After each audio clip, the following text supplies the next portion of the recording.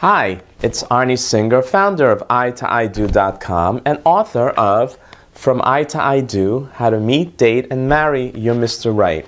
I'd like to read a passage from the book. I once pointed out a guy to a woman I was trying to set up. She glanced at him and told me that he didn't have that zing she was seeking. After she explained, I understood that she was looking for more of a player. I don't mean someone who'll cheat on her, just someone who looks like a player. You know, a bit mysterious, even dangerous looking. Someone exciting in an Antonio Banderas type of way. I felt like painting for her the following scene. Imagine being severely sleep deprived, with two screaming kitties, both requiring diaper changes, and a pot of soup boiling over on the stove. Do you think Mr. Player is the man you want in the room at that moment? Perhaps you'd rather have sensitive Steve or reliable Ralph. Think about it. Mystery and challenge is great on a date, but not what you need when the going gets tough. This is so true. As someone who dated and is now married, I can tell you that while it's true that on a date, when you're dating someone, all that mystery and excitement and challenge is really cool. I mean, it's attractive. That goes for men and for women.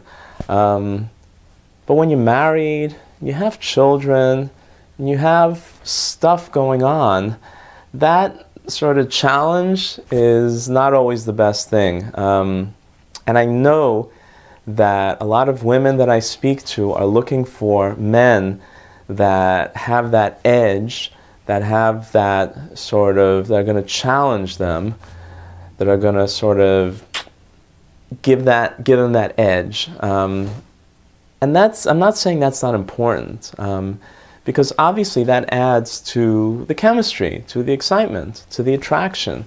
But it shouldn't be the primary thing that you're looking for. In fact, you should really be aware that, like I said, while that stuff is cool on a date, but just imagine yourself, you know, 5, 10 years even down the road, with children, with bills, with challenges at home, with all the stuff that comes with being married and raising a family, and then just think about what kind of guy you're going to want at that time. Okay? And that is the kind of guy that you should be looking for now when you're dating. That kind of guy, first of all, has a sense of humor, because without a sense of humor, you're finished. I mean, when your 2-year-old is peeing on the living room carpet, you want someone who has a sense of humor. You want someone who's stable. You want someone who is sensitive to your needs. I mean, you don't want to be waking up at 5 a.m. every morning. You want your husband to take some of the burden off you and get out of bed sometimes and help you out. You want someone who's going to care about you. You want someone who's going to put you first, even before himself. You want a nice guy.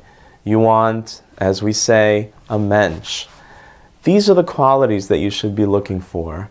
And while the excitement and the edginess and the challenge and that mystery is fun, and it's exciting, but it's not what you're going to need down the line when you're married and raising a family.